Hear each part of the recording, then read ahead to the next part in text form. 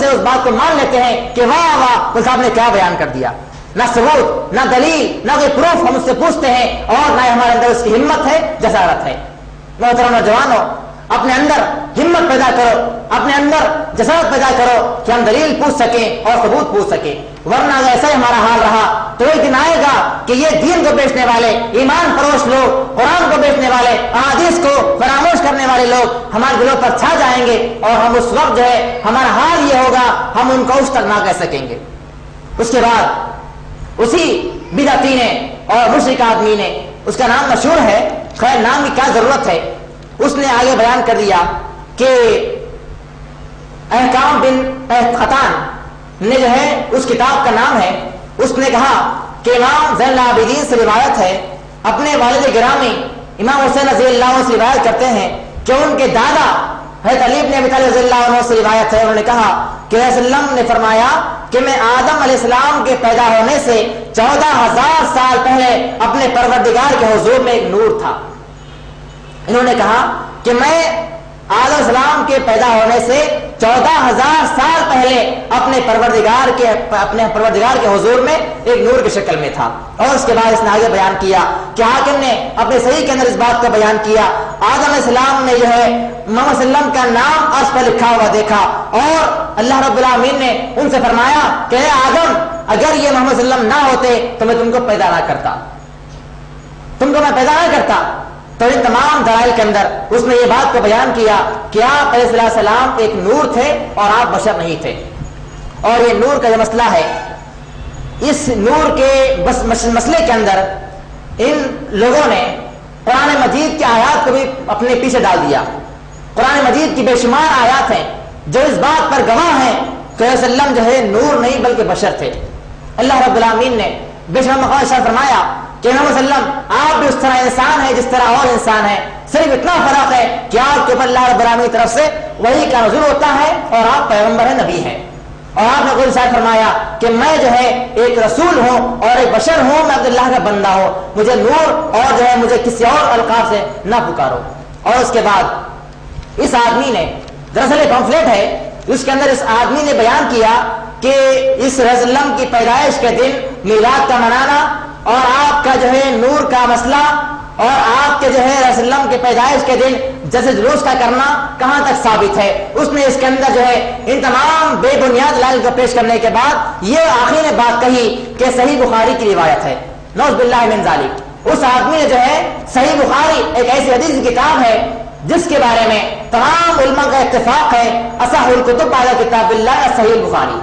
کہ کائنات کے اندر سب سے زیادہ صحیح کتاب، سب سے معتبر کتاب قرآن کے بعد اگر کوئی ہے تو وہ صحیح بخاری ہے. تو صحیح بخاری کا اس نے حوالہ دیا اور حضرت نے کہا کہ ابو لہب کے مرنے کے بعد ایک مرتبہ حضرت عباس بن ابی مطلب رضی اللہ عنہ کے خواب میں ابو لہب آیا. اس نے ان سے حال پوچھا، اے ابو لہب تمہارا کیا حال ہے؟ تو ابو لہب نے کہا کہ میرا حال بہت ہی برا ہے، جہنم کے عذابات مجھے گھیرے ہوئے ہیں اور میں سخت عذاب میں مبتلا ہوں، لیکن جب پیر کی رات آتی ہے تو اس ایک رات میں اللہ رب العالمین جو ہے مجھے میرے عذاب میں کمی کر دیتا ہے، اور پھر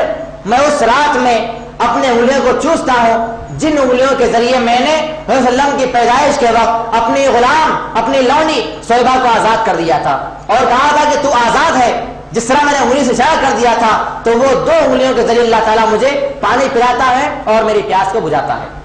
اس کے بعد یہ دلیل پیش کرنے کے بعد کہتا ہے کہ ائمہ نے، محدثین نے، اکابر علماء نے اس بات کو بیان کیا ہے کہ جب ایک کافر آدمی، ایک مشرک آدمی کو اللہ رب العالمین رسول اللہ کی پیدائش خوشی میں، اپنے غلام کو آزاد کرنے کی خوشی میں اللہ نے اس کے عذاب میں کمی کی ہے، تو یہ اور بات ہے کہ اگر ہم ایمان والے لوگ رسول اللہ کی پیدائش کا جشن منائیں اور جلوس جلوس کرائیں تو یہ کون سی بری بات ہے.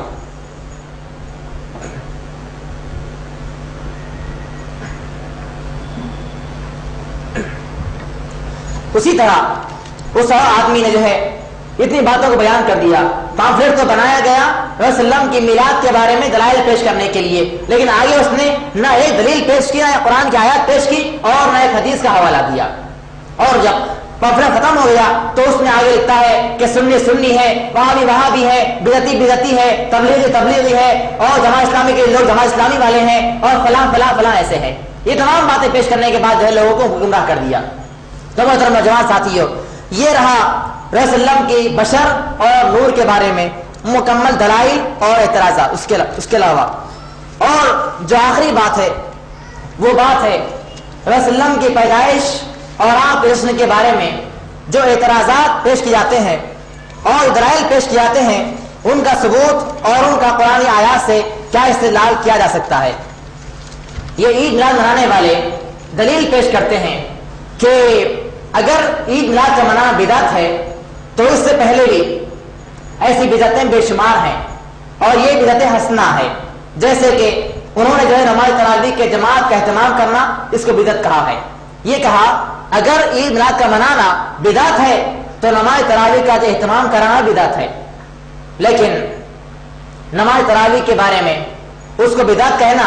یہ سراسر غلط اور بے بنیاد بات ہے، کیونکہ عید میلاد کا تعلق ہے آپ علیہ السلام کی احادیث کے اندر نہ کوئی ثبوت ہے اور نہ کوئی دلیل ہے کہ زندگی کے اندر کبھی آپ نے اپنی پیدائش کے دن اپنی پیدائش کی تاریخ میں اس عید کو منایا ہو۔ رہا سوال نماز تراویح کے بارے میں تو صحیح بخاری کی حدیث ہے، صحیح مسلم کی حدیث ہے اور بے شمار حدیث ہے کہ آپ علیہ السلام نے جو ہے 3 دن تک لوگوں کو نماز تراویح کا اہتمام کرایا اور جماعت سے پڑھایا۔ اس کے بعد حدیث میں آتا ہے کہ چوتھے دن صحابہ کرام کھڑے ہوئے نماز پڑھنے کے لیے تو آپ علیہ السلام اس دن نہیں اٹھے اور اس دن آپ نے نماز نہیں پڑھائی۔ جب صبح ہوئی لوگوں نے دریافت کیا رسول اللہ آپ نے جو ہے آج ہمیں نماز نہیں پڑھائی، کیوں، کیا وجہ ہے؟ تو آپ نے فرمایا خشیت ان تفرض علیکم فتعجزوا عنہا، میں نے چوتھے نماز اس لیے نہیں پڑھائی، اگر میں نماز پڑھاتا تو یہ نماز تم پر فرض کر دی جاتی، اور اگر نماز فرض ہو جاتی تو تم اس کو نہیں ادا کر سکتے، اس لحاظ سے میں نماز کو نہیں پڑھایا۔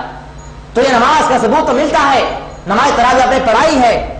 لیکن یہ کہنا یہ بدعت ہے اور اس کا اہتمام کرنا بدعت ہے، یہ سراسر بے بنیاد اور غلط بات ہے۔ اس کے علاوہ یہ لوگ دلیل کے طور پر پیش کرتے ہیں اور اعتراض کرتے ہیں اگر یہ بدعت ہے، ہمارا عید میلاد منانا بدعت ہے، تو یہ بدعت ہے کہ حجاج بن یوسف نے جو قرآن کے اوپر اعلاب لگایا، قرآن کے اوپر اعلاب لگایا، زبر زیر پیش کو اس نے لگایا، یہ کرنا بدعت کا کام تھا۔ یقیناً یہ کہنے والے